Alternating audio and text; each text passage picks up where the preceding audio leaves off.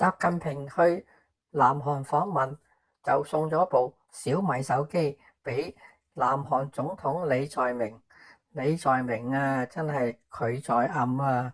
佢即刻問你係咪有保安問題啦？竟然阿習生叫佢你自 check 下有冇後門。其實南韓嘅三星機就世界聞名啦，你送部咁樣嘅小米，你都唔送部華為，一定有搞笑啦。另外就係人哋可能即係已經喺度驚咗你啦，禮手就抌落垃圾桶啊！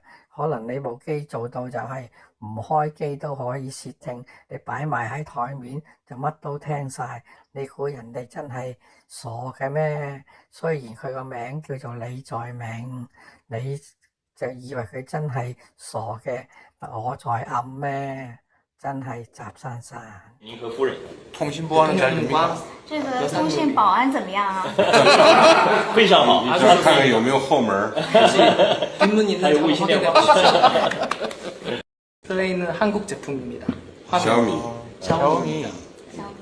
这是给您和夫人通信保安怎么样？这个通信保安怎么样啊？非常好，主要看看有没有后门。还有微信电话。